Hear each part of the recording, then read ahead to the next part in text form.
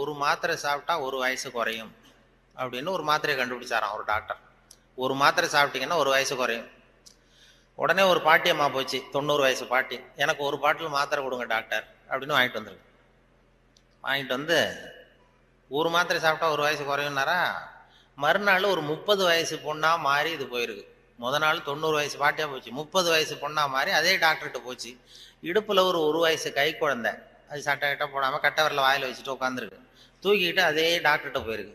போனதும் அந்த டாக்டர்கிட்ட சொன்ன, ஏம்மா வந்திருக்கேன்னு கேட்டார். ஒன்றும் இல்லை டாக்டர், நேற்று உங்ககிட்ட வந்தேன், மாத்திரை கேட்டேன், ஒரு மாத்திரை சாப்பிட்டா ஒரு வயசு குறையும், நீங்கள் நான் ஒரு பாட்டில் மாத்திரை வாங்கிட்டு போனேன், ஏதோ ஒரு ஆர்வத்தில் ஒரு 30-40 மாத்திரையை சேர்த்து சாப்பிட்டேன், அதனால் இப்படி ஐட்டம் பாருங்க அப்படின்ட்டு. டாக்டர் சொன்னார், இதுக்கு ஏமா வருத்தப்படுற, எல்லாரும் வயசு குறையணும்னு தான் நினைக்கிறாங்க, உனக்கு வயசு குறைஞ்சிட்டது, சந்தோஷப்படு, இதுக்கு ஏன் மறுபடியும் என்னை தேடிட்டு வந்தேன்னா. அப்போ இந்த அம்மா சொல்லிச்சான், என்னை பற்றி பரவாயில்ல டாக்டர், இடுப்பில் பாருங்க ஒரு வயசு கை குழந்தை, இது ரொம்ப ஆர்வத்தில் ஒரு 70-80 மாத்திரையை சாப்பிட்டு விட்டுது, இது என் வீட்டுக்காரர்.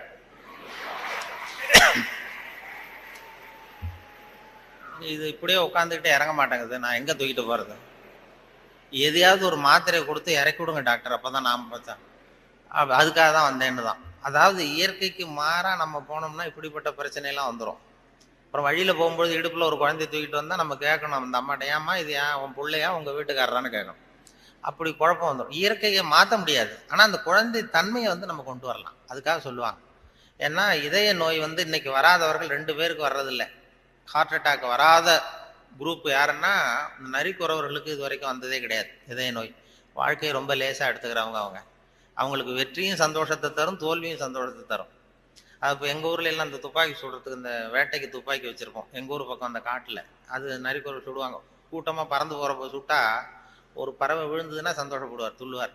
அதே மாதிரி தப்பிச்சு போனாலும் துள்ளுவார், ஆஹா எவ்வளோ அருமையாக போகுதுன்னு. நமக்கு தான் பயமாக இருக்கும், ஐயோ ஒரு குண்டு வேஸ்ட் ஆகிட்டுதுன்னு. அதனால் நரிக்குறவர்களுக்கு வர்றதில்லை. அதே மாதிரி இன்னொரு குரூப்புக்கு ஹார்ட் அட்டாக் இது வரைக்கும் வந்ததில்லை. மருத்துவ உண்மை யாருன்னா பைத்தியக்காரனுக்கு வந்ததே கிடையாது. பைத்தியக்காரங்களுக்கு இது வரைக்கும் ஹார்ட் அட்டாக்கே வந்ததில்லை. ஏன்னா அவங்க எதுவாக ஆக நினைக்கிறார்களோ அது ஆயிடுறாங்க.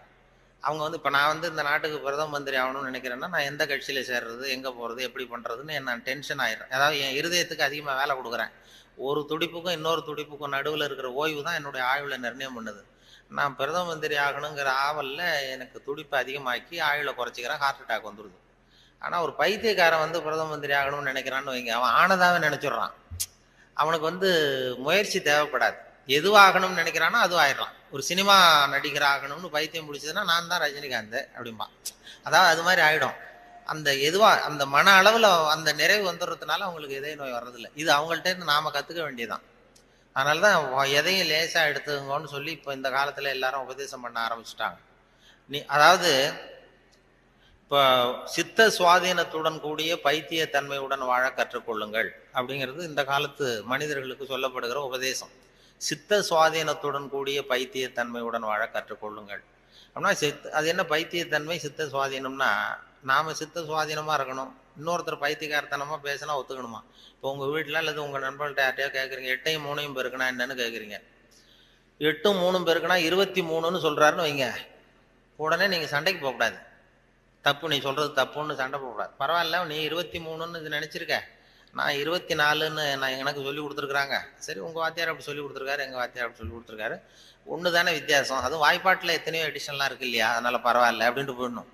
இதுதான் சித்த சுவாதீனத்துடன் கூடிய 24 தான் உண்மைங்கிறது தெரியும் நமக்கு, சரிங்கிறது. 23ஐயும் சரின்னு ஒத்துக்கிறோம் பாருங்க, அதை தான் சித்த சுவாதீனத்துடன் கூடிய. அப்படி இருக்கிறவங்களுக்கு இதய நோய் வராதான்.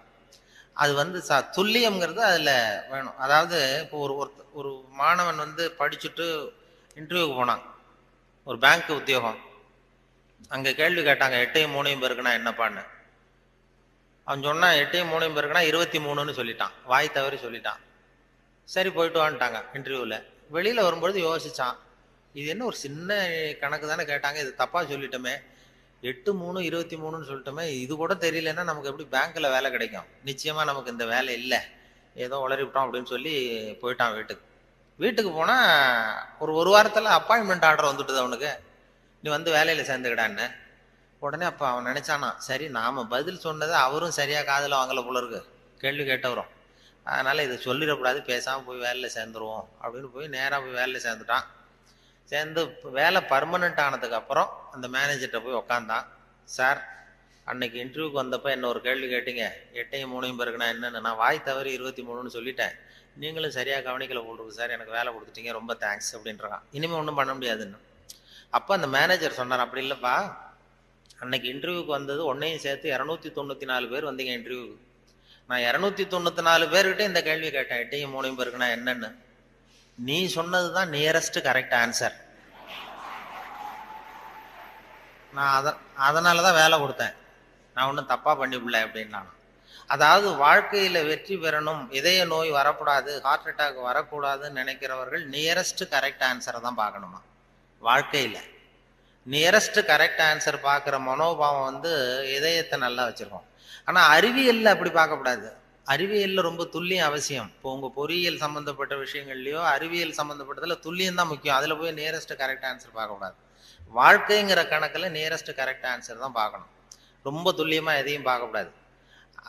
அறிவியல் வந்து துல்லியம் போச்சுன்னா போச்சு. இப்போ நம்ம ஒரு ராக்கெட் விடுறோம், செவ்வாய் கிரகத்துக்கு விட்டோம், புதன் கிரகத்தில் போய் இறங்கிவிட்டது, பரவாயில்ல, ஒரு கிரகம் தானே வித்தியாசம் அப்படின்னு அதில் போய் அப்படி போகக்கூடாது. செவ்வாய்க்கு அடுத்தது புதன் தானே, பரவாயில்லன்னு அப்படி போக முடியாது. அறிவியலில் துல்லியம் முக்கியம். வாழ்க்கைங்கிற விளையாட்டில் இந்த பர்ஃபெக்ஷன் பார்க்காதீங்கோ. பர்ஃபெக்ஷன் ஒன்று உலகத்தில் ஒன்றுமே கிடையாதான். பர்ஃபெக்ஷன் நானாக என் மனசில் ஒரு உருவத்தை வரைஞ்சிக்க வேண்டியது, படத்தை போட்டுக்கிறது. அதே மாதிரி எதிரில் இருக்கிறது இருக்கான்னு நான் பார்க்குறேன். நான் உள்ளுக்குள்ளே என்ன வரைஞ்சிருக்கணும் அதே மாதிரி இருந்ததுன்னா பர்ஃபெக்ட்னு சொல்கிறேன். அது இல்லைன்னா அது சரியில்லைங்கிறேன். அதாவது கோளாறு நான் வரைஞ்ச படத்தில் இருக்கே தவிர பொருள் இல்லை. உலகத்தில் எது எது எப்படி இருக்கணுமோ அது அப்படி தான் இருக்குது. அழகாக இருக்கிற பொருளை நீங்கள் விரும்புவதில்லை, அழகாக இருக்கிற பொருளை நீங்கள் விரும்புவதில்லை, நீங்கள் விரும்புகிற பொருள் அழகாக இருக்கிறது அப்படிங்கிறது தான் உண்மை. அதனால தான் ஒரு நீக்ரோவுக்கு அவங்க புள்ள வந்து அழகாக இருக்குது, நமக்கு நம்ம பார்வைக்கு வித்தியாசமாக தெரியுது. அதனால் அந்த அழகுங்கிறதெல்லாம் வாழ்க்கைங்கிற கணக்கில் அந்த ரொம்ப துல்லியமெல்லாம் பார்த்து வாழ்க்கையை வீணாக்கி கொள்ளாதீர்கள்னு சொல்லுவாங்க. ஏன்னா மனிதனுக்கு வந்து இன்னும் சரியான விளக்கம் யாருமே கொடுத்ததில்லை. கிரேக்க அறிஞர்கள் தான் பெரிய அந்த வரை விளக்கணம் வகுக்கிறதுல ரொம்ப கெட்டிக்காரங்களாம். கிரேக்க அறிஞர்கள் ஒவ்வொன்றுக்கும் டெஃபனேஷன் வகுக்கிறதுல. அப்போ ஒரு குரூப் அறிஞர்கள் குழு கூடி உட்காந்து மனிதன் என்பவன் யார், மனிதன் அப்படின்னா அதுக்கு என்ன டெஃபனேஷன், ஒரு வரை விளக்கணம் வகுக்கணும்னு உட்காந்தாங்களாம். உட்காந்தா எல்லாம் வந்து இப்படி ஒவ்வொரு அறிஞரும் ஒரு யோசனை சொல்லியிருக்கிறார். மனிதன் என்பவன் ஒரு 2 கால் பிராணி அப்படின்னு எழுதிடலாம் சார் அப்படின்னது உடனே எல்லாம் ஏகமனதா எல்லாம் சரி தான், சரியா இருக்கு விளக்கம். மனிதன் என்பவன் 2 கால் பிராணி, சரியா இருக்க, ஒத்துக்கலாம்னு போனாங்க. அப்போ திடீர்னு ஒருத்தர் எழுந்திரிச்சு வெளில ஓடினாராம். போயிட்டு ஒரு திடுக்கிட்டுன்னு வெளில திரும்பி வந்து ஒரு சாக்கில் கொண்டாந்து அப்படி வச்சார் மேஜையில். இந்த சாக்குக்குள்ள என்ன இருக்குன்னு கேட்டார் தலைவர், கூட்ட தலைவர். உங்க வரை விளக்கணப்படி, உங்க டெஃபனேஷன் படி உள்ள ஒரு மனுஷன் இருக்கான். மனிதன் என்பவன் ஒரு 2 கால் பிராணின்னு தானே சொன்னீங்க அப்படின்னு சொல்லி திறந்தா ஒரு கோழி நிற்கிது. கோழி இது 2 கால் பிராணி தானே, அப்போ இதுவும் ஒரு மனுஷன் தானே அப்படின்னானா. ஆகா, நம்ம டெஃபனேஷனில் ஏதோ ஒரு தப்பு, அதில் ஒரு திருத்தம் உண்டு பண்ணணும் அப்படின்னு சொல்லி இன்னொருத்தர் சொல்லியிருக்காரு. நான் அதில் கொஞ்சம் ஒரு கரெக்ஷன் கொடுக்குறேன் சார் அப்படின்னு சொல்லி மனிதன் என்பவன் சிறகுகளற்ற 2 கால் பிராணி அப்படின்னு கொடுத்துருக்கான். உடனே அவன் மறுபடியும் எடுத்துகிட்டு ஓடனான், திரும்பி வந்தான். சாக்கு உள்ள மனுஷன் இருக்கான்னு எடுத்தா அதே கோழி ரெக்கையெல்லாம் பீச்சு விட்டு நிறுத்தி வச்சிருக்கான். உங்கள் டெஃபினேஷன் படி மனுஷன் சிறகுகளற்ற 2 கால் பிராணி அப்படின்னு. அப்புறம் தான் அந்த கிரேக்க அறிஞர்களே சொல்லிட்டாங்களாம், மனிதனுக்கு அதாவது இப்போ ஏதாவது ஒன்றும் முடியலன்னா இப்போ நம்ம என்ன பண்ணுறோமோ அது மாதிரி அதே முடிவுக்கு வந்தாங்க. அதாவது சபை ஒத்தி வைக்கப்படுகிறது அப்படின்னு சொல்லிவிட்டு கடைசி வரைக்கும் அது டெஃபினேஷன் கொடுக்கல. மனிதனுக்கு வந்து விஞ்ஞானம் போட்டிருக்கிற வேலை வேற. விஞ்ஞானம் கெமிஸ்ட்ரி என்ன சொல்லுதுன்னா, ஒரு சராசரி மனுஷ உடம்புல இருக்கிற கால்சியத்தை மட்டும் தனியாக எடுத்தா ஒரு சின்ன ரூமுக்கு வெள்ளடிக்கலாம். ஒரு சராசரி மனுஷ உடம்புல இருக்கிற கொழுப்பு மட்டும் தனியாக எடுத்தா ஒரு 10 சோப்பு கட்டி தயார் பண்ணலாம். ஒரு சராசரி மனுஷன் உடம்புல இருக்கிற பாஸ்பரஸை மட்டும் தனியாக எடுத்தா ஒரு 40 நெருப்பூச்சி தயார் பண்ணலாம். ஒரு சராசரி மனுஷ உடம்புல இருக்கிற இரும்பு சத்தை மட்டும் தனியாக எடுத்தா 2 கலாணி 2 செய்யலாம். இவ்வளவுக்கு மொத்தமாக விலை போட்டால் 42 ரூபா 50 காசு. இதுதான் கெமிஸ்ட்ரி வந்து நமக்கு போட்டிருக்கிற விலை. ஒரு மனுஷனுக்கு ரசாயன விஞ்ஞானம் போட்டிருக்கிற விலை அவ்வளவுதான். அவன் வந்து அவனுடைய வேல்யூ கூடும்னா அவன் எப்படி நடந்துக்கிறாங்கிறத பொறுத்து தான். அதுவும் மனுஷன் வந்து உயிரோடு இருக்கிற வரைக்கும் தான் 42 50 காசு. மிருகங்கள் அவனை விட பெருசா இருக்கு. செத்ததுக்கு அப்புறம் வேல்யூ கூடுது. கடையில் பாருங்க, உயிர் கோழி 50 ரூபா, உரித்த கோழி 60 ரூபான்னு போட்டுருவோம். செத்ததுக்கு அப்புறம் 10 ரூபா கோழி போடும். மனுஷன் உயிர் மனிதன் 42 ரூபா 50 காசு, செத்த மனிதன் 52 ரூபா 60 காசு. அப்படின்னா நீயே வச்சுக்கடா போடான்ட்டு போடுவான். அது அப்படி எப்படி வாழணுங்கிற அந்த வாழ்க்கை நெறிகள்லாம் பெரியவர்கள் நிறைய பேர் அதை பற்றி இது பண்ணி சொல்கிறாங்க. அதனால தான் அவங்ககிட்ட இருந்து கற்றுக்கிட்டு நம்ம நல்ல பழக்க வழக்கங்கள் நம்மகிட்ட இருக்கிற அந்த திருக்குறளை பற்றி இப்போதான் அதை பற்றி நிறைய பேர் பேச ஆரம்பிச்சிருக்கிறாங்க. திருக்குறளுங்கிறது அதனுடைய அருமை பெருமையெல்லாம் எப்படி வந்தது போச்சுன்னு சொல்லி.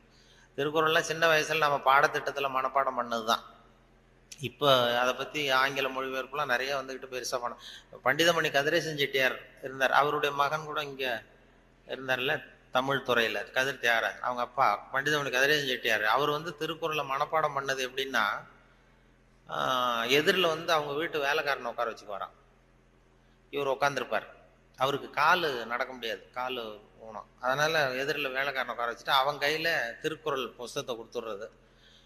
இவர் உட்காந்துக்கிட்டு, இந்த இடத்துல நான் முதலாளி கிடையாது, நீ வேலைக்காரன் கிடையாது, நான் திருக்குறளை வரிசையாக சொல்லிட்டு வருவேன், அது சரியா இருக்கான்னு பார்த்துக்கிட்டே வா, ஏதாவது ஒரு சின்ன தப்பு சொல்லிட்டா கூட நீ என்ன முதலாளின்னு பார்க்காத, எழுந்திரிச்சு என் தலையில ஓங்கி ஒரு கொட்டு வை அப்படின்னு. சரி முதலாளின்னு வாங்கி வச்சுக்கிட்டான். வாங்கி வச்சுட்டு சொல்லுங்க முதலாளின்னு உட்காந்தான். அகர முதல எழுத்தெல்லாம் ஆதி பகவன் முதற்றே உலகு அப்படின்னாரு. உடனே கிடுக்குன்னு கொஞ்சம் இருங்க முதலாளி அப்படின்னு சொல்லி எழுந்திரிச்சு ஓங்கி நங்குன்னு ஓட்டி விட்டான் தலையில. ஏன்டா கூட்டா, நான் சரியா தானடா சொன்னேன் அப்படின்னா, இல்லை நீங்க சொன்னது தப்பு முதலாளி, அகர முதல எழுத்தெல்லாம்னு நீங்க சொன்னீங்க, இந்த புஸ்தகத்துல அகர முதல வெழுத்தெல்லாம்னு போட்டிருக்கு, அதனால தப்பு. டக்குன்னு திருக்குறளை புரிஞ்சிட்டாராம். இதே ரீதியில போனா நான் 1330 கொட்டு வாங்கணும் உங்ககிட்ட, என் தலை தாங்காது, நான் பாத்துக்கிறேன் போடான்ட்டாராம். அப்படிலாம் திருக்குறளை படிச்சு பெரிய இது பண்ணியிருக்கிறாங்க. அவருக்கு கால் ஊனம், பண்டிதன் கதிரேசன் செட்டியாருக்கு.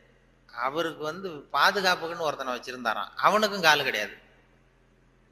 அப்ப கேட்டிருக்காங்க, ஏங்க ஐயா, நீங்க தான், உங்களுக்கு தான் கால் நடக்க முடியாது, நடமாட முடியல, கால் ஊனம், உங்களுக்கு பாதுகாப்புக்குன்னு ஒருத்தனை வச்சிருக்கீங்க, அவனுக்கும் கால் விளங்காம இருக்கு, கால் சரியில்லையே அப்படின்னு இருக்காங்க. அப்போ அதை நான் அர்த்தத்தோட தான் வச்சிருக்கேன்னாராம். என்ன அப்படின்னு கேட்டதுக்கு சொல்லியிருக்காரு, எனக்கு ஒரு ஆபத்துன்னு வரும்போது இவன் விட்டுட்டு ஓடி போகாம இருக்கணும்ல, அதுக்காக தான் வச்சிருக்கேன் அப்படின்னு சொன்னாராம். அப்படிலாம் அந்த தலைமுறையில திருக்குறளை பத்தி சொல்லுவாங்க. திருக்குறளை இப்போ பெரிய அதை பத்தி சான் ஸ்னைடர்னு ஒருத்தர், இப்போ அமெரிக்க பேராசிரியர், திருக்குறளை பத்தி 600 பக்கத்துக்கு 600 பக்கம் கற்கும் வழிகள்னு ஒரு புத்தகம் எழுதினாராம். Highway to learning, highway to learning அப்படிங்கிற புத்தகம் 600 பக்கம், 500 ரூபா விலை. அதாவது கற்கும் வழிகள்னு அமெரிக்காவில் இப்போ பிரபலமாக அந்த புத்தகம் வித்துக்கிட்டு இருக்கு. அதை படிச்சுட்டு நம்ம தமிழ் பேராசிரியர் ஒருத்தர் சொன்னாருங்க, இதுக்கு ஏன் 600 பக்கம் வேஸ்ட், நம்ம திருவள்ளுவர் ஒவ்வொரு வார்த்தையிலேயே பதில் சொல்லியிருக்காரு அப்படின்னாரு. கற்கும் வழிகளில் அவர் என்ன பண்ணியிருக்காருன்னா, சாப்டர் படிச்சார். Why we should read, how we should read, what we should read, when we should read அப்படின்னு 4 பிரிவாக பிரிச்சுக்கிட்டு எதை படிக்கணும், எப்படி படிக்கணும், ஏன் படிக்கணும், எப்போ படிக்கணும் அப்படிங்கிற மாதிரி பண்ணியிருக்கிறார். அதாவது ஹவு வி ஷுட் ரீட் அப்படின்னு ஒரு கேள்வியை கேட்டுக்கிட்டு 250 பக்கம் அவர் எழுதியிருக்கார். இந்த கேள்விக்கு திருவள்ளுவர் எதை படிக்கணும், அதாவது எப்படி படிக்க வேண்டும், ஹவு வி ஷுட் ரீட்னா கசடர கற்க அப்படின்னு ஒரே வார்த்தையில் ஒரு பதில் கொடுத்து, இதுக்கு 250 பக்கம் வேஸ்ட் பண்ண வேண்டியது இல்லைன்னாரு. வாட் வி ஷுட் ரீட், என்ன படிக்கணும் அப்படின்னா கற்பவை கற்க, இதுக்கு 300 பக்கம் எழுதியிருக்காரு அவர். வென் வி ஷுட் ரீட், அதாவது அப்புறம் வாட் வி ஷுட் ரீட், ஏன் படிக்க வேண்டும், ஒய் வி ஷுட் ரீட், அதுக்கு 300 பக்கம் எழுதியிருக்காரு. இவர் அதற்கு தக நிற்க அப்படிங்கிறது தீர்ந்து போயிடுச்சு.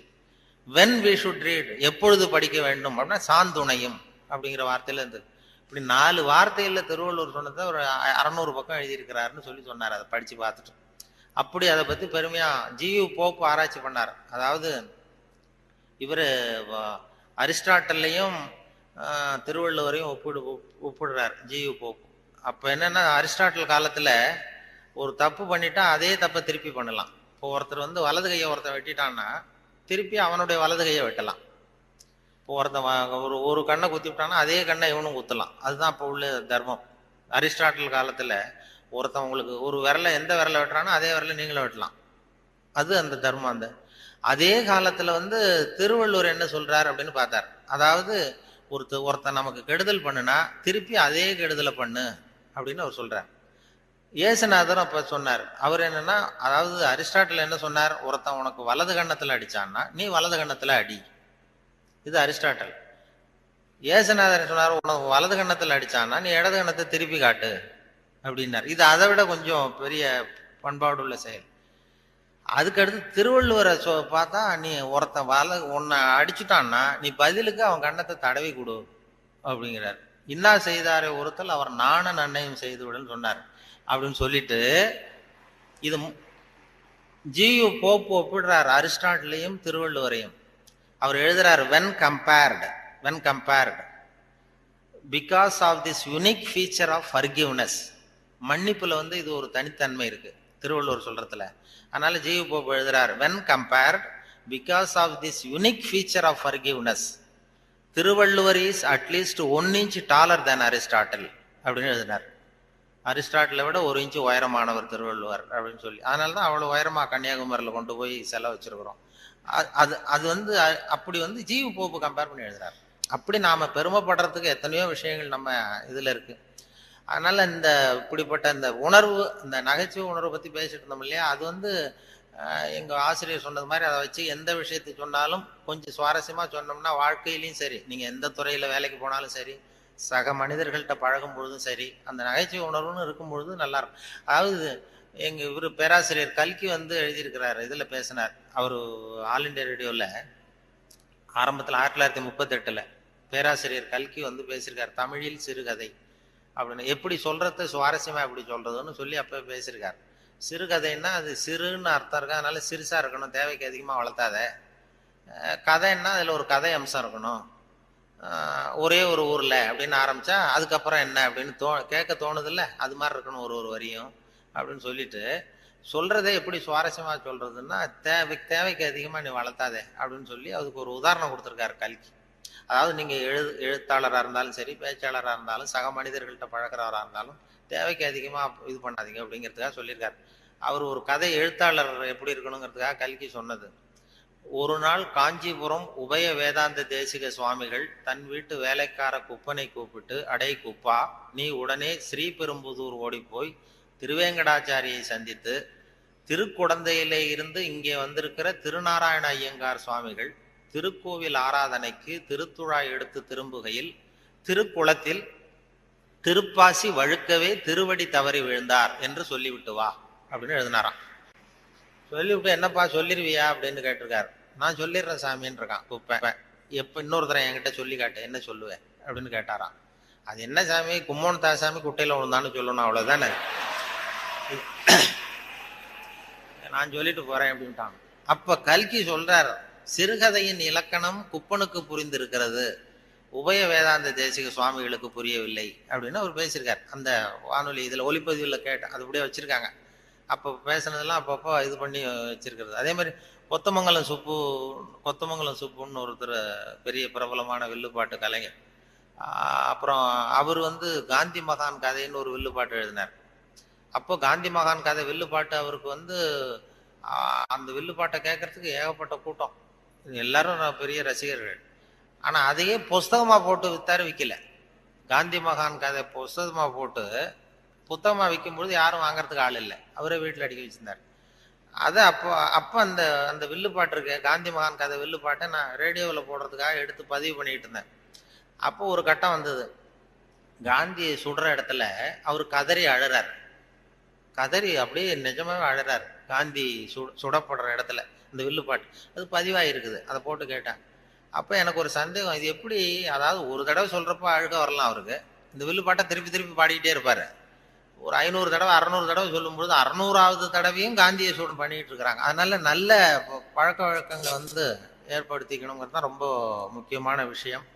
அதனால இதுல எப்படி நான் சொன்னது மாதிரி எவ்வளவு நேரம் எதை தாக்க முடியும், குடும்பத்துல ரொம்ப ஒருத்தர் அனுசரிப்பு தன்மை, சகிப்புத்தன்மை, இதெல்லாம் வேணுங்கிறத பத்தி நிறைய இந்த சின்ன சின்ன விஷயங்களா தான் வானொலி சொல்றது உண்டு. இந்த நகைச்சுவைன்னு சொன்னதுனால அது சேர்த்து சேர்த்து கதையா சொல்றது உண்டு.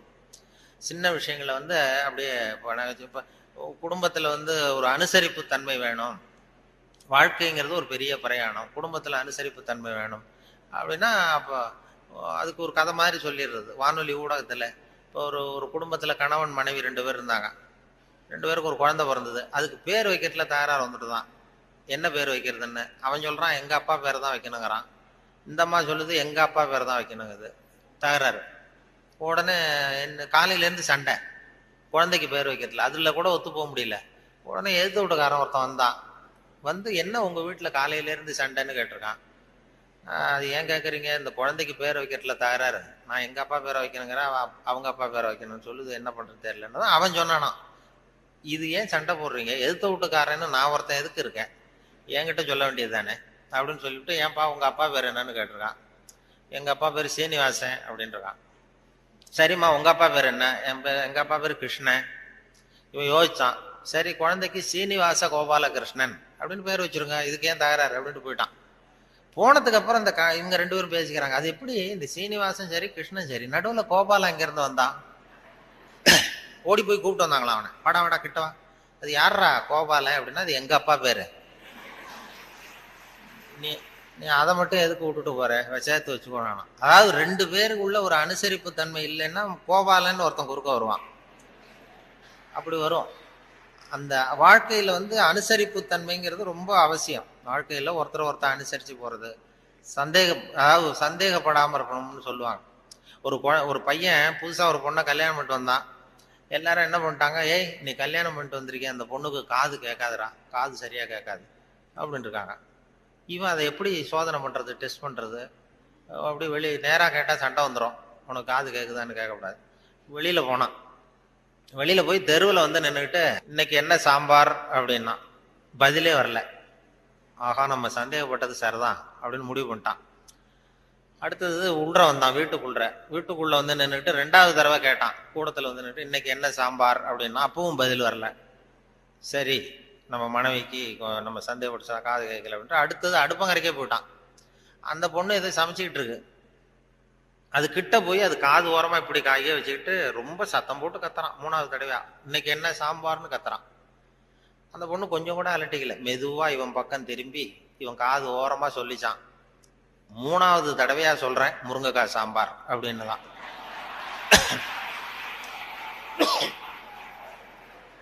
இவனுக்கு காது கேட்கல, இவன் அதை போய் குத்துறான். அதான் தன் குற்றம் நீங்கி பிறர் குற்றம் காண்கிற்பின் என் குற்றமாகும் இறைக்குன்னு சொல்லுவாங்க.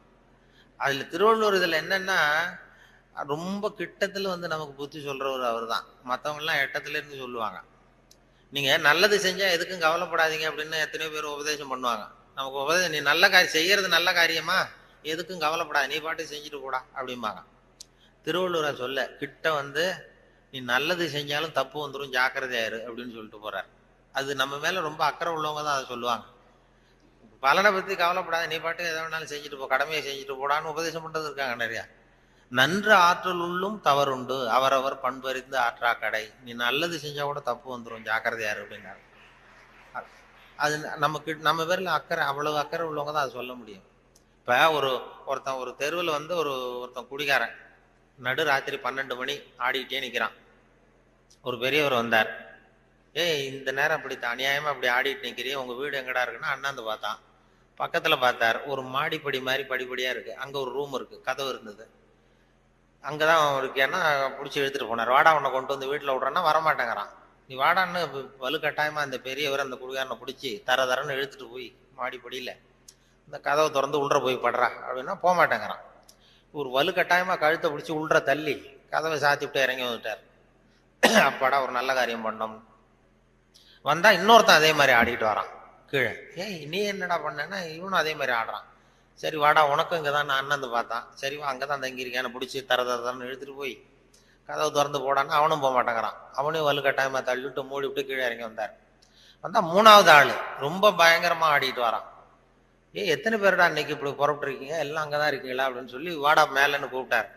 நான் வரமாட்டேன்னு கத்தனான். அதெல்லாம் முடியாது, ஒன்னு அங்க விட்டுட்டு தான் போவேன்னு அவர் பெரியவர் இழுக்கிறார். இழுத்ததும் உடனே போலீஸ்ன்னு கத்திருக்கான். போலீஸ்காரர் வந்துட்டார். அந்த போலீஸுக்காரர்கிட்ட அவன் புகார் பண்றான், இந்த பாருங்க சார், யாரோ ஒரு பெரியவர் என்னை இந்த வழியா மேல கொண்டு போய் அந்த கதவை திறந்து அந்த பக்கமா இருக்கிற குப்பு குழியில தள்ளி விட்டுக்கிட்டு இருக்கிறாரு 3 தடவையா. நான் இறங்கி கீழே வந்துட்டு இருக்கேன், இன்னும் 2 தரம் தள்ளி விட்டாருன்னா செத்து போடுவோம் சார் அப்படின்றான். இதான் நன்று ஆற்றல் உள்ளும் தவறுண்டு, அவரவர் பண்பறிந்த ஆற்றா கடை. நீ நல்லதுதான் செஞ்சார், தப்பு வந்துடும், அது அவ்வளவு தூரம் அவர் தான் சொல்ல முடியும். அந்த நன்று ஆற்றல் உள்ளும் தவறுண்டு அவரவர் பண்பறிந்த ஆற்றல். நல்லதுன்னு செய்வாங்க. இப்போ ஒருத்தன் யார்கிட்டையும் நண்பர்கள்ட்ட கேட்டான், ஒரு 100 ரூபா கொடுங்கடா ஏதாவது தொழில் செஞ்சு பொழைச்சிக்கிறேன்னு. யாருமே கொடுக்கறதுக்கு ஆள் இல்லை, யாருமே இல்லை. உடனே அவன் என்ன பண்ணா, சரி மனிதர்கள் யாரும் நமக்கு உதவி பண்ண மாட்டேங்கிறாங்க, நமக்கு தேவை ஒரு 100 ரூபா, இது கடவுளுக்கே ஒரு லெட்டர் போட்டு பார்ப்போம், அவர் தானே எல்லாரையும் படைச்சார், அவர் கொடுக்குறாரா பார்க்கணும். ஒரு போஸ்ட் கார்டு வாங்கினான். போஸ்ட் கார்டை வாங்கி அதில் அன்புள்ள கடவுள் அவர்களுக்கு வணக்கம், எனக்கு மனிதர்கள் யாரும் உதவி செய்ய மாட்டேங்கிறாங்க, எனக்கு ஒரு 100 ரூபா இருந்தால் அதை வச்சு நான் பொழைச்சிக்குவேன், நானே ஒரு 100 ரூபாயை எனக்கு அனுப்பி வைக்கும்படி கேட்டுக்கொள்கிறேன்னு போட்டு கையெழுத்து போட்டான். போட்டு அந்த பக்கம் திருப்பி அட்ரஸ் எழுதணும்ல, பெறுகிறவர் முகவரி உயர் தெரு கடவுள் அவர்கள், அப்புறம் தெரு நம்பர், வீட்டு நம்பர், தெரு ஒன்றும் தெரியல. யோசிச்சான், கடவுள் அட்ரஸ் எப்படி கண்டுபிடிக்கிறது யோசிச்சு, சரி எல்லார் அட்ரஸும் போஸ்ட் மாஸ்டருக்கு தெரியும் அப்படின்னு சொல்லி கடவுள் கேரா போஸ்ட் மாஸ்டர் அண்ணாமலை நகர் சிதம்பரம்னு போட்டு விட்டான். அந்த போஸ்ட் மாஸ்டர் ஒரு நல்ல எண்ணம் படைச்சவர். அவர் என்ன பண்ணிட்டாரு, யாரோ ஒருத்தன் அப்பாவித்தனமா 100 ரூபா கேட்டிருக்கான், நாமளே அனுப்பிச்சிருவோம், கடவுளுக்கு அனுப்பியிருக்கான் அப்படின்னு சொல்லி அங்கே போஸ்ட் ஆஃபீஸில் வேலை செய்கிறவங்கள்ட்ட எல்லாம் உங்களால் முடிஞ்சதை கொடுங்கப்பா, ஹெல்ப் பண்ணுங்க, அவனுக்கு உதவி பண்ணுவோன்னா ஆளுக்கு உடனே 5-10 எடுத்து கொடுத்தாங்க. எல்லாரும் சேர்த்தா ஒரு 90 ரூபா சேர்ந்து போச்சு. உடனே சேர்ந்த வரைக்கும் அனுப்பிச்சிருவோம் அப்படின்னு சொல்லி மணி ஆர்டர் ஃபார்ம் எடுத்தாரு. மணி ஆர்டர் கமிஷனையும் அவரே ஒத்துக்கிட்டார். அவரே எடுத்துக்கிட்டு இந்த சேர்ந்த பணம் 90 ரூபாய் வச்சு அந்த அவனுக்கு அனுப்பிச்சிட்டார். அவன் வாங்கிட்டான். வாங்கி 90 ரூபா வாங்கிட்டு மறுபடியும் ஒரு போஸ்ட் கார்டு வாங்கினான். வாங்கி மறுபடியும் கடவுளுக்கே ஒரு லெட்டர் எழுதினான். அன்புள்ள கடவுள் அவர்களுக்கு வணக்கம், நீங்கள் அனுப்பிய பணம் வந்து சேர்ந்தது, ரொம்ப நன்றி. இருந்தாலும் உங்களுக்கு ஒரு யோசனை சொல்ல விரும்புகிறேன், ஆலோசனை, அறிவுரை. இனிமேல் நீங்கள் எனக்கு பணம் அனுப்பும் பொழுது போஸ்ட் மாஸ்டர் மூலமாக அனுப்ப வேண்டாம், அவர் ஒரு 10 ரூபாயை எடுத்து வச்சுக்கிறார் அப்படின்னா. நல்லது செய்ய போய் கெட்ட பேர் வந்துடுது பாருங்க. இதான் நன்று ஆற்றல் உள்ளும் தவறுண்டு, நன்று ஆற்றல் உள்ளும் தவறுண்டு அவரவர் பண்பறிந்த ஆற்றாக்கடை அப்படிங்கிறது அதான். அப்படி அதை பண்ணியிருக்கிறாங்க. அதை ரொம்ப அருமையா இவர் சுத்தானந்த பாரதியார் மொழிபெயர்ப்பு இருக்கு, ஆங்கில மொழிபெயர்ப்பு. அதை திருக்குறள் தமிழ்ல எப்படி எழுதியிருக்காரோ அதே அழகில் அவர் ஆங்கிலத்தில் மொழிபெயர்த்திருக்கிறார். சுத்தானந்த பாரதியாருடைய ஆங்கில மொழிபெயர்ப்பு பார்த்தீங்கன்னா அப்படியே இருக்கும். அதாவது உடம்போடு உயிரிட என்ன மடந்தையோடு எம்மிடை தொடர்புன்னு ஒரு திருக்குறள் இருக்கும். அதாவது இந்த பெண்ணுக்கும் எனக்கும் உள்ள தொடர்பு எப்படின்னா உடம்புக்கும் உயிருக்கும் உள்ள தொடர்பு மாதிரி அப்படின்னு அந்த இதுல திருவள்ளுவர் எழுதிப்பார். உடம்போடு உயிரிட என்ன மற்றென்ன மடந்தையோடு எம்மிடை தொடர்பு. அதை சுத்தானந்த பாரதியார் மொழிபெயர்த்திருக்கிறார். The love between me and this lady is like bond between soul and body, இப்படி இருக்கு. அதே போல 2 வரியில அந்த காலத்தினால் செய்த நன்றி செய்த ஞாலத்தின் மானப்பெரிது, அது மாதிரி a help rendered in hour of need, so small, though smaller greater than the world அப்படி இப்படி அழகா அதை பண்ணியிருப்பார். இவர் சொன்ன அந்த நம்ம நாவலர் நெடுஞ்செழியன், அவர் அந்த திருக்குறள் மொழிபெயர்ப்பு வந்தப்போ வானொலி நிலையத்துக்கு வந்திருந்தார். அப்ப முன்னாடி ஒரு அறையில உட்காந்து பேசிட்டு இருக்கிறோம், அவர் பதிவுக்கு முன்னாடி. அப்ப கேட்டார், நீ என்ன படிச்சிருக்கேன்னு என்ன கேட்டார். நான் வந்து விவசாயம் படிச்சிருக்கேன் சார் அப்படின்னு. விவசாயம் படிச்சிருக்கேன்னா அப்போ உங்ககிட்ட தான் ஒரு கேள்வி கேட்கணும் அப்படின்னு கேட்க ஆரம்பிச்சார். என்ன சார் கேட்க போறீங்கன்னா, இந்த காலத்தினால் செய்த நன்றி சிறிதெனும் ஞாலத்தின் மான பெரிதுன்னு ஒரு திருக்குறள் இருக்குல்ல. ஆமான்னு. அது வந்து அது பொருத்தமா இல்லையே அந்த உதாரணம்னாரு. என்னன்னு கேட்டேன். காலத்தினால் செய்த நன்றினா ஒருத்தன் ஒரு அவ தேவைப்படுறப்ப செய்யற உதவி பூமியை விட பெருசு. ஞாலத்தின் மான பெரிதுனா பூமிங்கிறது ஒரு பௌதிக பொருள், அது உருண்டை. உதவிங்கிறது ஒரு செயல். நீ ஒருத்தனுக்கு அந்த நேரம் பார்த்து செய்யற உதவி வந்து பூமியை விட பெருசுன்னா நீ செய்யற செயல் உருண்டையா இருக்கா? அதுக்கும் பூமி உருண்டைக்கும் என்ன சம்பந்தம்? அது பொருத்தமா இல்லையேன்னு அவர் சொன்னார்.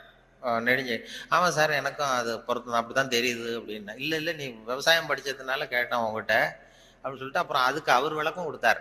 அது அப்படி இல்லை தம்பி அப்படின்னு சொல்லிட்டு, காலத்தினால் செய்த நன்றிங்கிறது நேரம் பார்த்து உதவி செய்யறது. பூமி வந்து உடனே உதவி செய்யாது. அது எப்படின்னா, இன்னைக்கு ஒரு கத்திரிக்காய் செடியை நட்டின்னா ஒரு 4 மாசம் கழிச்சு தான் கத்திரிக்காய் காய்க்கும். இன்னைக்கு ஒரு நெல்லை நடவு பண்ணினா ஒரு 3.5 மாசம் 4 மாசம் கழிச்சு தான் உனக்கு பலன் கொடுக்கும். 4 மாசம் கழிச்சு பலன் கொடுக்குற பூமியை விட உடனே செய்யற உதவி பெருசு இல்லையா? அதனாலதான் காலத்தினால் செய்த நன்றி செய்த ஞாலத்தின் மான பெரிது அப்படின்னார். இத நாவலர் நெடுஞ்செழியன் சொன்னார். அப்படி அவரெல்லாம் வந்து அவர் அரசியலுக்கு வந்திருக்க வேண்டியதில்லை, இலக்கியத்தோட இருந்திருந்தா நல்லா இருக்கும்னு சொல்லி சொன்னார். அப்புறம் அடுத்த கேள்வியும் கேட்டார், அவர் உடலை. அப்புறம் நிலையில் தெரியாத அடங்கியா இருந்தோம். அப்புறம் கடலை விட பெருசி, அதாவது அப்படின்னு ஒரு இது, அதுக்கு அந்த திருக்குறள் கொண்டு சொன்னேன். நிலையில் தெரியாத அடங்கியான் தோற்றம் மலையினுமான பெரிதுன்னு ஒண்ணு. பயன்